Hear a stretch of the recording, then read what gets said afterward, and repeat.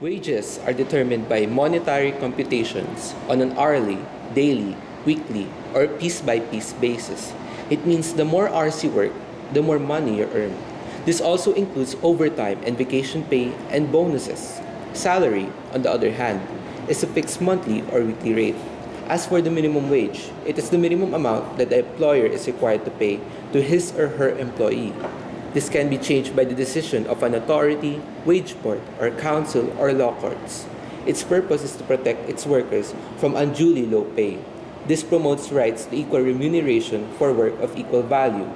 According to the Department of Labor and Employment, non-agricultural jobs earns 454 to 591 pesos, while agricultural jobs, both plantation and non-plantation, earn at least 454 pesos.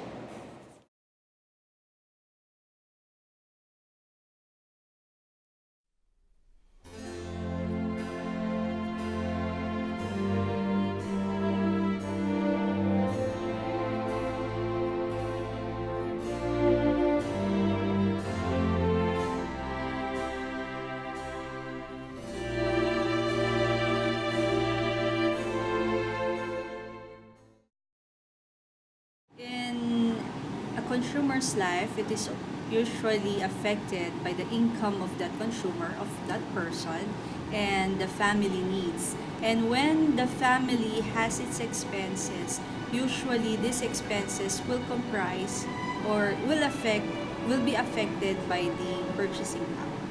Magkano ba ako ng pamangkin ko a day? 100. Tapos, pagkain namin for the day, lagay mo ng 300. Tapos, gamot ng mother ko, 100, 400. Pamasahe ko, pagkain ko, dito sa school, mahal ang kantin. O, palagay mo na 100. So, savings ko na lang for a day, siguro mga 100 to 200. Usually you borrow money from banking institutions, not only banks. So I'm a member of Pabili and SSS. That's why if there are expenses that needs to be and the company would lend me money, okay, I will borrow from them money and then I have to pay it for 2 years. Okay, when you say borrowing from a bank, I have a credit card. So when you have a credit card, it's as good as borrowing money from the bank. Did you ever consider moving to another country with a better economic status to increase your purchasing power? Yes, I have considered that. But even though I plan for it, there are family situations that I cannot forgo. That's why I choose to stay here.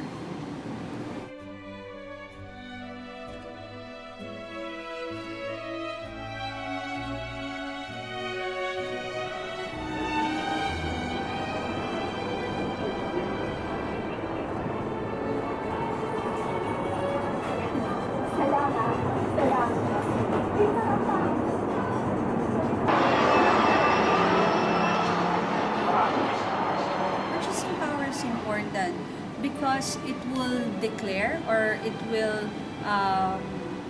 will be the indication that a country has a good economy. If the purchasing power of the currency that we have, for example, peso, okay, if its purchasing power is good enough for the needs of the people, the economic status of the people would not be that low.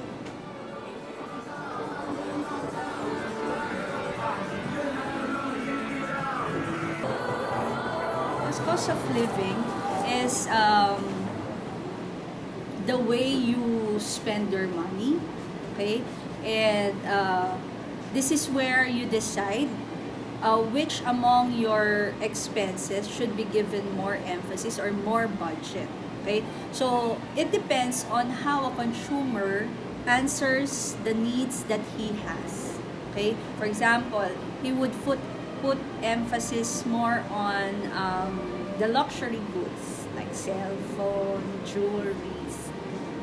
If that's how you will have your lifestyle, then you have to earn a lot. As time goes by, the wage should increase. Okay, but I think the purchasing power is dictated by the market situations and the inflation rate. So even though you earn more, the purchasing power will still stay as it is.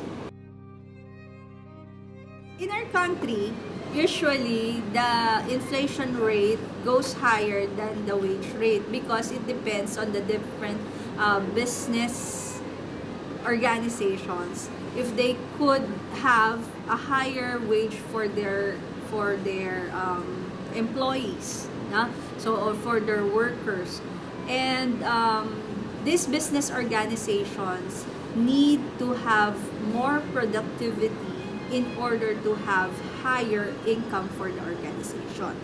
And so, most of businesses would give more emphasis on profit, okay, improving the machineries that they have, the physical equipments, rather than give more emphasis on wage.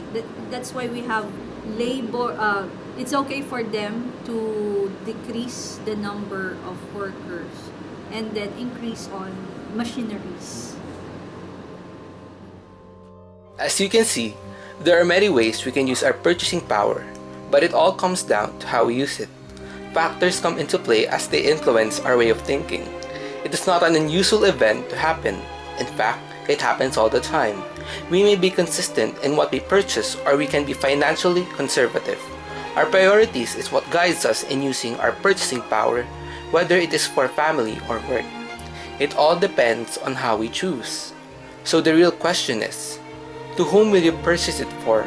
Is it for yourself or for the sake of others?